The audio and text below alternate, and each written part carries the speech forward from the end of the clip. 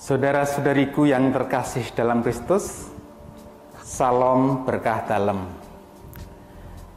Kita kembali bertemu dalam aksi puasa pembangunan di tahun 2025 ini dalam tema bersekutu dalam doa, pertobatan, dan pengharapan. Pada pertemuan kelima ini, kita diajak untuk mengenal jejaring solidaritas dalam gereja Katolik dan dana sosial gereja. Sebagai umat Katolik, kita diajak untuk peka dan sadar bahwa semangat solidaritas dan bela rasa tidak hanya terbatas di lingkup gereja, tetapi menjadi semangat dasar hidup gereja universal yang dihidupi seluruh gereja Katolik di setiap segi kehidupan.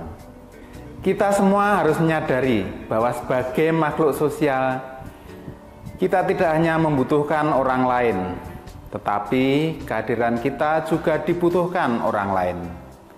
Contohnya, guru pasti butuh murid, sopir pasti butuh penumpang, pengusaha butuh karyawan. Dalam liturgi pasti butuh petugas kor, tatib, dan penarik lonceng yang meski pekerjaan sepele tapi kalau tidak ada bisa membuat tidak indah dan harmonis. Gereja sebagai sakramen keselamatan punya tanggung jawab dalam menghadirkan wajah kasih Allah. Salah satunya melalui pengelolaan dana sosial gereja. Dana sosial gereja ini asalnya dari seluruh umat Katolik, baik dari janda-janda miskin maupun dari para pengusaha kaya. Dana sosial ini dikelola tidak hanya dimanfaatkan oleh umat paroki saja, tapi sampai kepada semua orang yang membutuhkan di seluruh dunia. Disalurkan lewat paroki-paroki, keuskupan-keuskupan, bahkan sedunia. Mari kita cermati dalam beberapa perikop kitab suci tentang ajaran sosial gereja. Dalam cara hidup jemaat yang pertama pada Kisah Rasul bab 2 ayat 44 sampai 45 yang berisi semua orang yang percaya bersatu dan menjual harta miliknya lalu membagi-bagikan pada semua orang sesuai keperluan masing-masing. Dalam cara hidup jemaat pada Kisah Rasul 4 ayat 33b sampai 35, mereka semua hidup dalam kasih karunia yang berlimpah. Tidak ada seorang pun yang berkekurangan, karena semua orang yang mempunyai tanah atau rumah menjualnya dan meletakkan di depan kaki para rasul untuk dibagikan pada setiap orang sesuai keperluannya.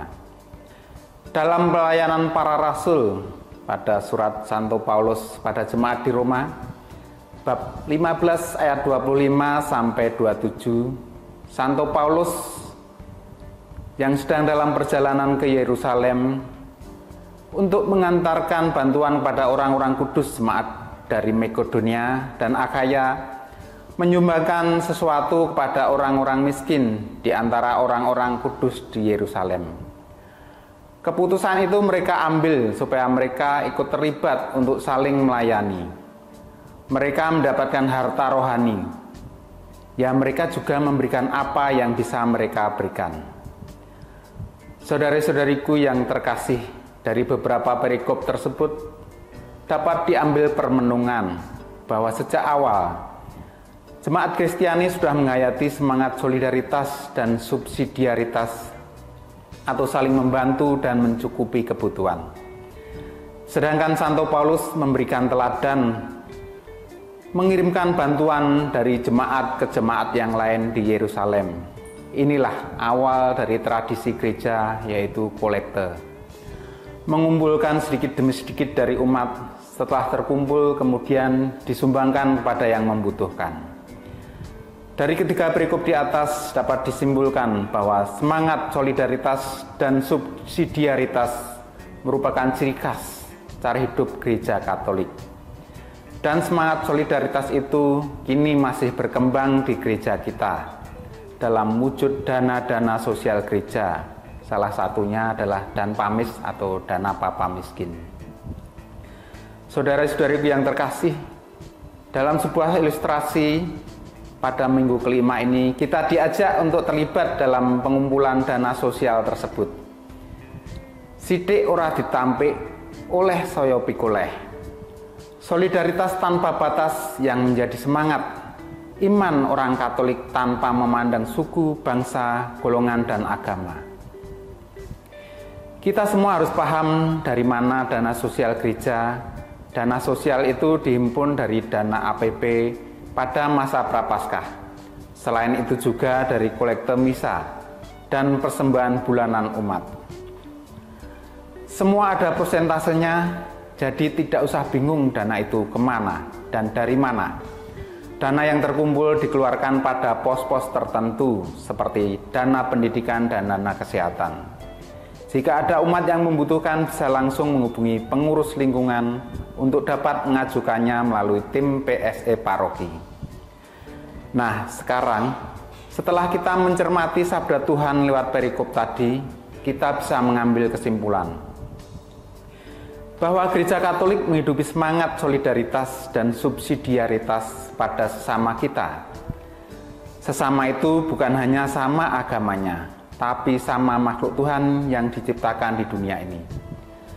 Kita wajib bersyukur karena menjadi umat Katolik yang mempunyai ajaran gereja. Selalu mempunyai semangat berbagi satu sama lain. Hal ini yang wajib selalu kita jaga untuk menampakkan wajah kasih Allah. Saudari-saudariku yang terkasih dalam Kristus, akhirnya mari kita menyadari bahwa sungguh besar kasih Allah bagi kita sebagai warga Gereja Katolik. Selain itu juga kehadiran kita sungguh memberikan berkah bagi orang lain lewat ajaran-ajaran sosial gereja.